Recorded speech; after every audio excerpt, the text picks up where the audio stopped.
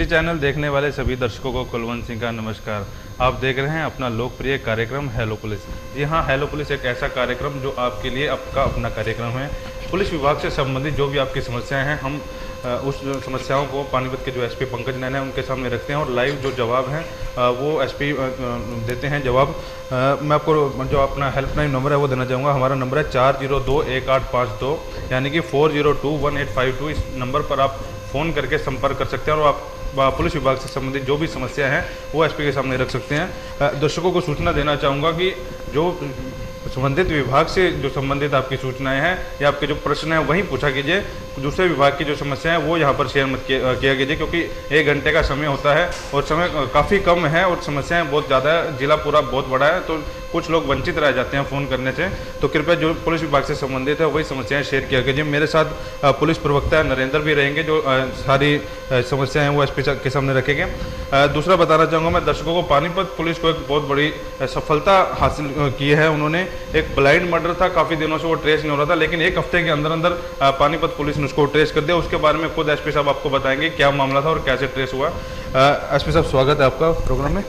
Sir, पिछले जो जवाब थे वो पहले शेयर करें। शुरुआत करने से पहले दर्शकों को, क्योंकि आज नववर्ष शुरू हो रहा है, भारतीय नववर्ष, राष्ट्र के गौरव का वर्ष, उसकी मुबारकबाद पानीपत पुलिस की तरफ से। मैं पानीपत के सभी वासियों को इस नववर्ष की हार्दिक शुभकामनाएं देता हूं। अभी नवरात्रि के त्यौहार हमारे बीच में आ रहे हैं।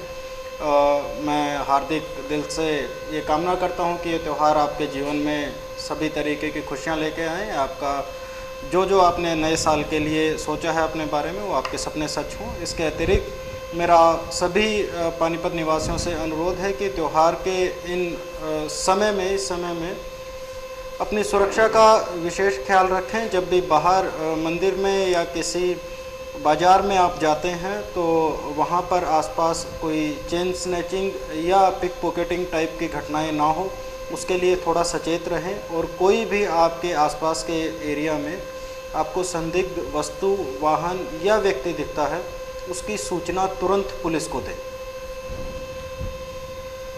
पिछले हफ्ते जो प्रश्न पूछे गए थे, कुल 14 प्रश्न थे हमारे पास पुलिस डिपार्टमेंट से रिलेटेड। इनमें से टोटल 18 प्रश्न पूछे गए थे, 4 प्रश्न इससे रिलेटेड नहीं थे। पहली जो सूचना थी तहसील कैंप से किसी व्यक्ति ने दी थी। उन्होंने कहा था कि जांगड़ा चौक के पास आवारा किस्म के लड़के खड़े रहते हैं और लड़कियों के साथ छेड़खानी करते रहते हैं।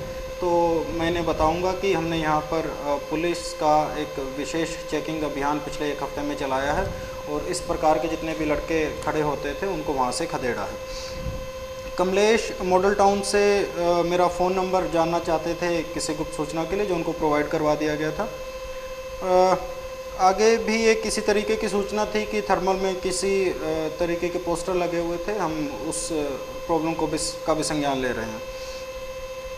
उपमा जी ने कहा था कि जेपी सीमेंट फैक्ट्री के सामने काफ़ी ट्रक खड़े रहते हैं।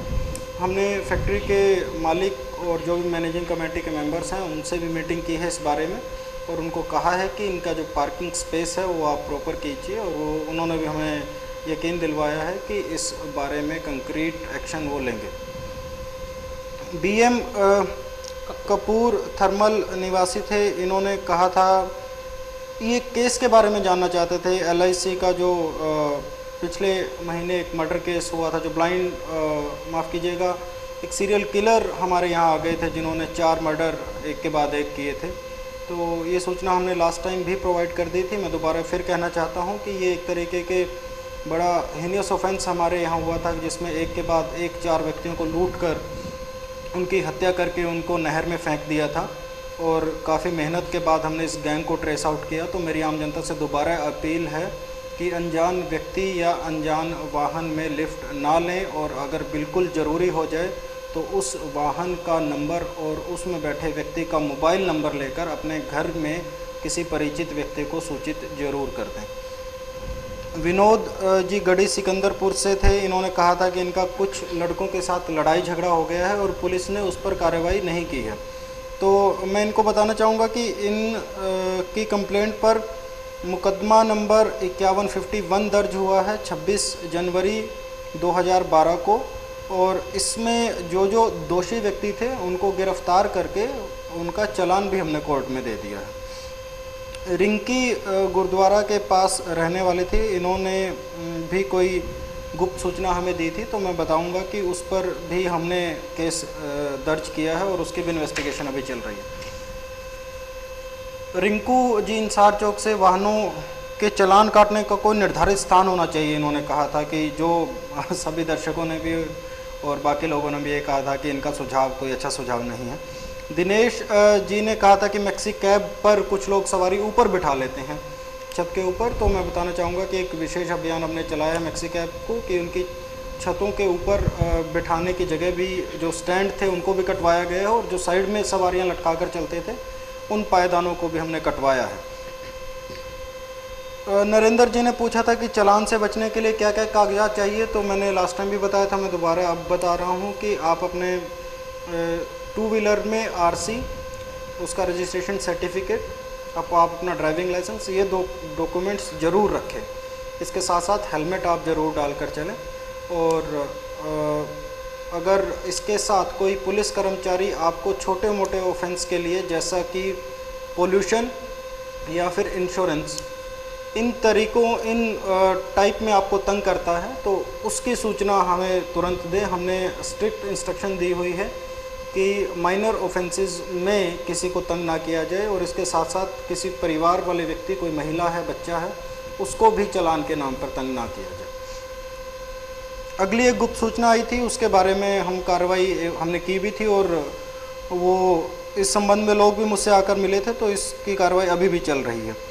अंकित जी पसीना से थे, इन्होंने कहा था कि इनका मोबाइल गुम हो गया है, तो मोबाइल गुमशुदगी के बारे में मैंने लास्ट टाइम भी बताया था कि कुछ भी चीज़ आपके गुम हो जाती है तो तुरंत अपने नज़दीकी पुलिस स्टेशन या पुलिस चौकी में ज़रूर जाएं और वहां पर अपनी गुमशुदगी की रिपोर्ट दर्ज करवाकर उसकी कॉपी फ्री ऑफ कॉस्ट आप ज़रूर ले लें FIR की। महिपाल जी ने कहा था कि भारी वाहन सेक्टर 18 में आते जाते हैं, तो जो ओवरलोडेड व्हीकल आते थे उसकी स्पेशल ड्राइव चलाकर हमने वहाँ चालान भी काटे हैं और जो ट्रैफिक के हमारे इंस्पेक्टर हैं उनको परमानेंटली सुबह और शाम की वहीं पर ड्यूटी लगाई है। आशीष मुंजाल जी विष्णु स्वरूप कॉलोनी से थे, इन्होंने कहा था कि बस स्टैंड के सामने काफ़ी जाम रहता है, तो इस बारे में हमने लास्ट टाइम ही डिस्कस कर लिया था कि ये जाम की समस्या काफ़ी वाहनों के कारण है क्योंकि रोड वहाँ पर काफ़ी कंजस्टेड है, ना सर्विस लेन है वहाँ पर, तो थोड़ी बहुत जाम की नहीं, वो ट्रैफिक की स्लो मूवमेंट की समस्या है जो जिससे हमें जूझ रहे हैं और वो झेलनी भी पड़ेगी। बिल्कुल। कॉल भी आ गई। हाँ, कॉल लीजिए पहले। जी हेलो पुलिस में आपका स्वागत है। नाम बताइए, नाम बताइए। हेलो, आप अपना नाम बताइए जी। सुशील वर्मा, नंगल खेड़ी से बोल रहे हैं? हाँ जी जी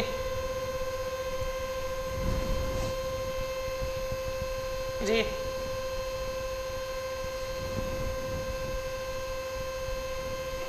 जी जी आप ये बताइए, आपने इसकी कंप्लेंट दर्ज कराई होगी ना? जी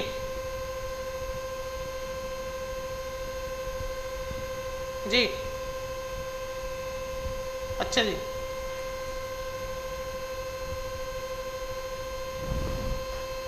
जी जी जी जी जी सुशील जी, मैं समझ गया हूँ आपकी बात, मैं रख रहा हूँ इसके साथ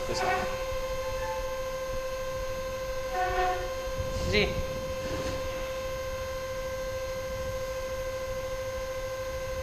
जी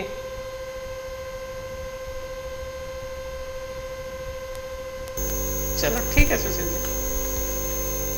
अंकल जी, सुशील वर्मा का नंगलकड़ी से फ़ोन है। इन्होंने कहा कि परसों रात को इनके घर पे चोरी हुई है। सेक्टर 29 में इन्होंने एक कंप्लेंट दर्ज कराई है और मांगने के बाद भी इनको रसीद नहीं दी गई है और इन्होंने दोबारा कहा तो फिर नाइट मुंशी ने कहा कि मैं तो ड्यूटी पे नहीं था और वो उस मुंशी की गलती है, आप रसीद आके ले सकते काफ़ी। और इन्होंने कहा कि अभी तक उनके यहाँ के कंप्लेंट दर्ज कराने के बाद अभी तक पुलिस ने वहाँ विजिट नहीं किया है। काफ़ी अच्छा इन्होंने हमें इन्फॉर्मेशन दी है और मैं सुशील जी